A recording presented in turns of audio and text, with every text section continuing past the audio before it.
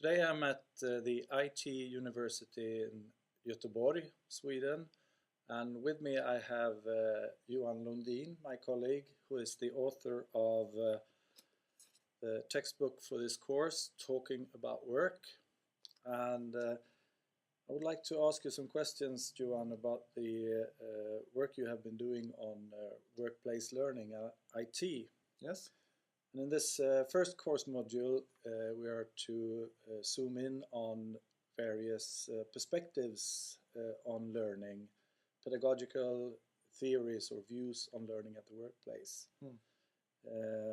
In your work, you mainly focus on a socio-cultural perspective on work. Could you tell us a little bit of why you chose that and what the benefits and... Well, I guess fundamentally, researching learning and trying to understand learning has a lot to do with how you yourself understand learning.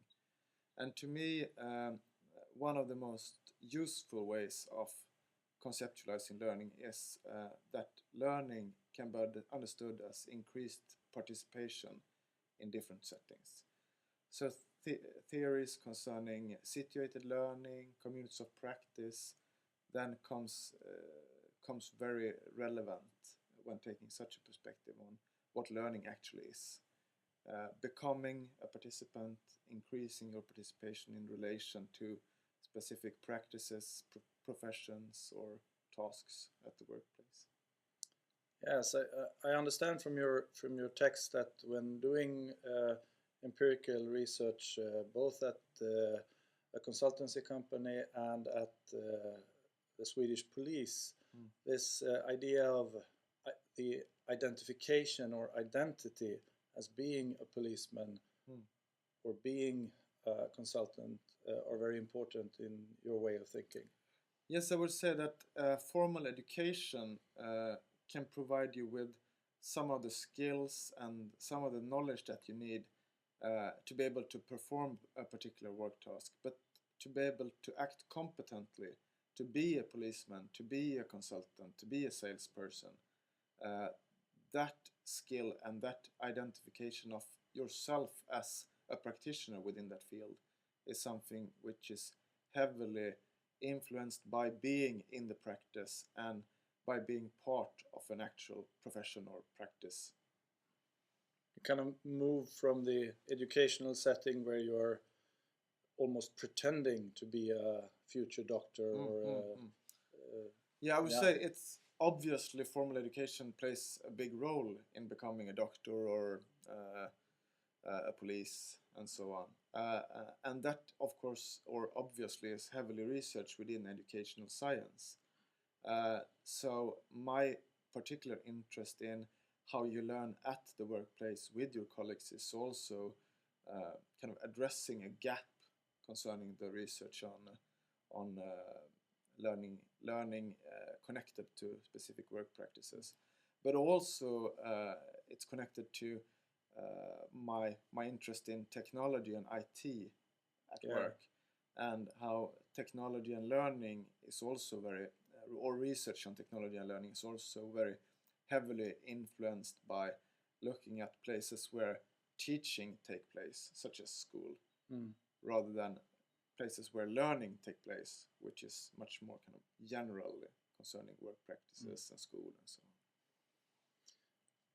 Because when we look at the way IT kind of traditionally is used also in formal workplace training, would you agree that it very often kind of mimics or is modeled after kind of a school role model? Yeah, we have a tendency to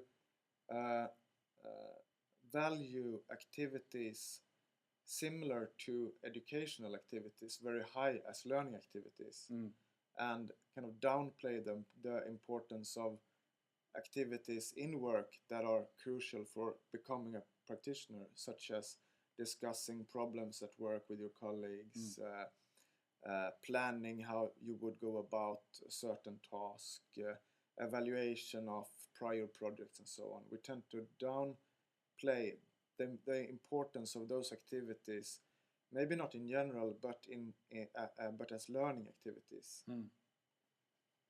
Yeah, that's one of the things I really like about your book is because when you expand your way of thinking, what role could technology play in relation to workplace learning?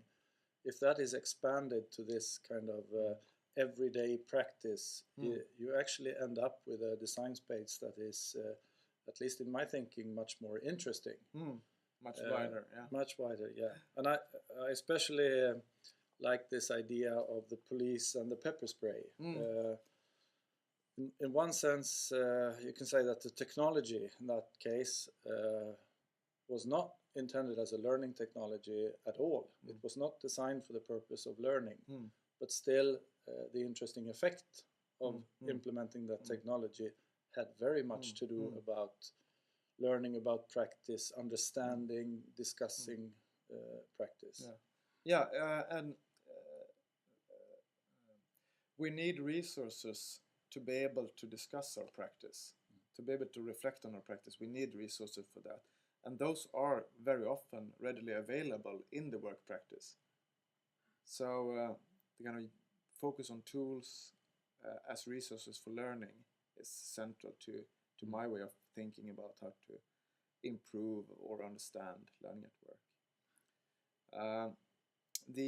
The book title talking about work is also paraphrases Julian Orr's work talking about machines, in which he looks at copy machine repairmen and how their work practice is redesigned to be more efficient and so on, and how that actually breaks down a lot of the everyday activities supporting learning.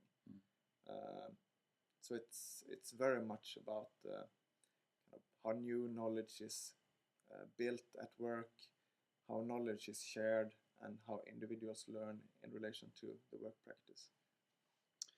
One of the kind of distinctions that we will be making in this course module is the difference between learning at work in relation to being socialized into an existing practice, the type of learning that a newcomer or a newly employed have to face, as opposed of the learning that really needs to evolve and change practice into new and unknown directions.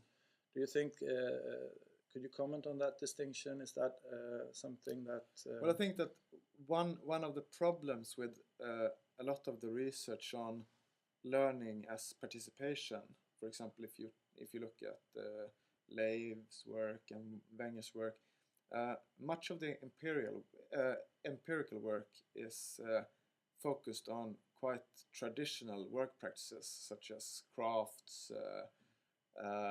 midwives and so on.